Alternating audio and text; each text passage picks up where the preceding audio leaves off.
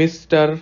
Deputy Chairman, Sir, this discussion has come at an appropriate time when people in this country are very much concerned about the future of the press, its structure, and its freedom, and therefore I welcome this opportunity to say a few words.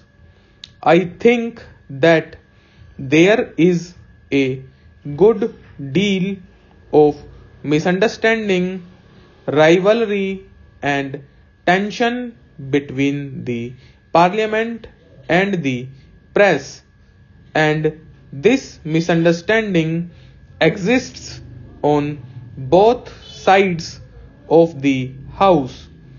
The usual attitude among the politicians is that if a newspaper supports their party, then it is independent, and if it is criticizes their party, then it is the mouthpiece of the monopolists. Well, sir, it is not as simple as that.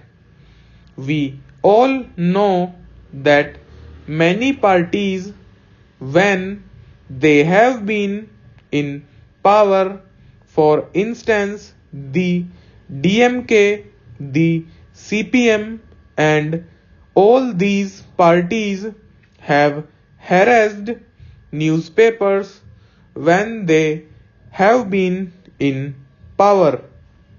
Sir, this is not a situation that is new to India. It exists in all democratic countries. To some extent, it is inevitable, and we have to learn to live with it. The tension and the rivalry arise mostly because some of the functions of the press and the parliament overlap. Also because the two institutions to a great extent depend on each other, and this results in a certain amount of resentment.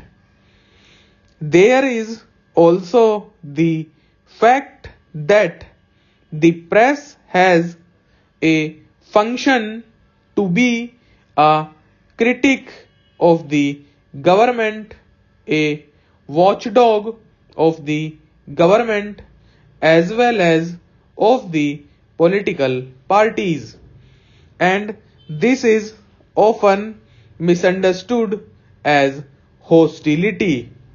But in our situation today, where we are still building a democracy, where democratic institutions have to be built up and sustained, and where our freedom has to be maintained, I think it is essential to create rather more cooperation and understanding between the press and the parliament. I believe, sir, that one of the important functions of the press council could be and should be to act as a link between the parliament and the government on the other hand, and the press and the public on the other. I feel that some of the misunderstandings that have developed since independence between the press and the government are due to certain historical reasons. Before independence, the national newspapers existed for the national movement. There was no conflict between the two. The proprietors, the editors, and the leaders of our national movement were united for the single aim of removing the British government. But after independence, the situation became rather different.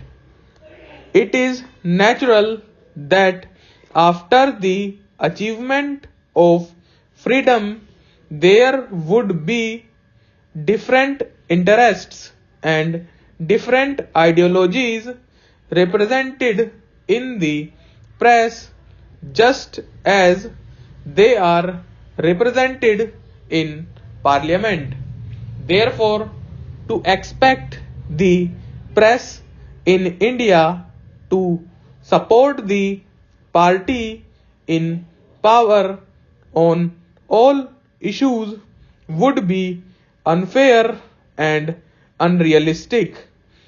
Sir, one of the complaints against the press coming from the government after the last general elections was that it did not reflect the will and the aspirations of the people, and that it has represented the monopoly interests.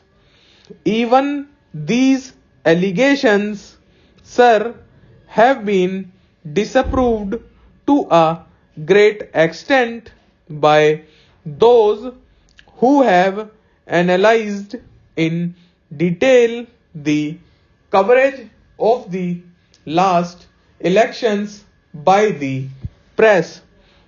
The fact is that a kind of distrust of the press has grown in the ruling party and in the government circles, and their feeling is that our major newspapers do not support the basic policies of the government and that they are overcritical. Sir, I would like to say this. If the charge against the press is that they are dependent to a great extent on big businesses and that they are out of touch with the vast masses of the people, there is some truth in it. But can't it be said about many of our political parties? Can't we say that the Congress party has links with big businesses? Who can deny that many of our parties often lack a touch with the masses?